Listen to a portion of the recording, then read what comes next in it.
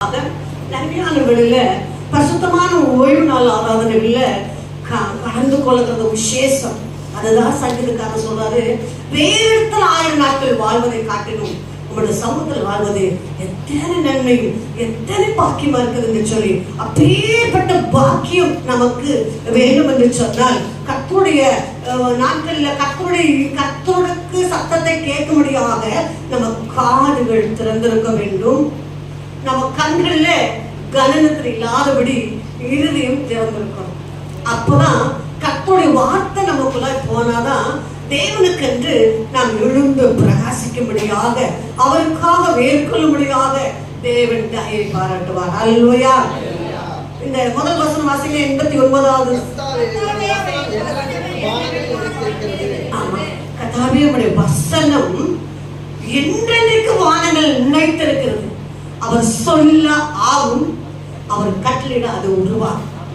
ஆகினால தேவனை கட்டளை உண்டாவதாக உண்டாவதாக, மழை உண்டாவதாக, வானங்கள் உண்டாவதாக, கடல் தண்ணீர்கள் உண்டாவதாக அவர் சொன்ன வார்த்தைகள் அந்த வானங்களிலே நிலைச்சிருக்கிறது. அல்லேலூயா.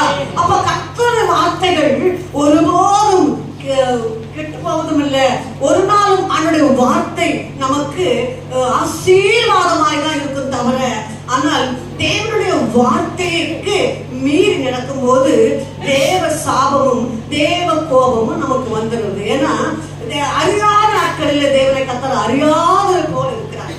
ஆனால் தேவனுடைய வார்த்தைகள் கேட்ட பிற்பாடு தேவனுடைய வார்த்தையின்படி நம்ம நடக்கலன்னா தேவ கோபமும் தேவ சாபம் வந்துடும். ஆனா நம்ம நினைப்போம், ஆலயத்துக்கு வருகிறோமே, ஆண்டவரே ஆண்டவரேன்னு சொல்லிதான் நம்ம கூப்பிடுறோமே, ஏன் அப்படின்னு நம்ம நினைக்கும் போது வேத வார்த்தைகளில வாசிப்பதில்லை, கர்த்தருடைய வேத வார்த்தைகளில நிலைத்து நிற்பதில்லை.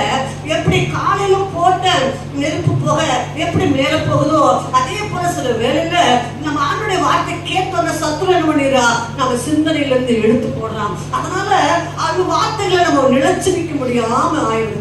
ஆனா சத்ருவை வெல்லும்படியாக, சாத்தானுடைய கோட்டைகள் அழிக்கும்படியாக தேவனை கர்த்தர் நமக்கு அதிகாரம் நமக்கு கொடுத்திருக்கிறார். அல்லேலூயா.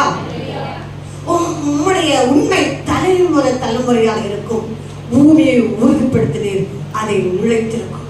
உங்களுடைய உண்மை தலைமுறை தலைமுறையா இருக்கும்.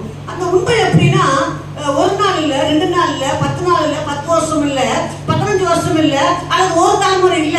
ஆனா கர்த்தருடைய உண்மை தலைமுறை தலைமுறையாக இருக்குமா. அல்லேலூயா.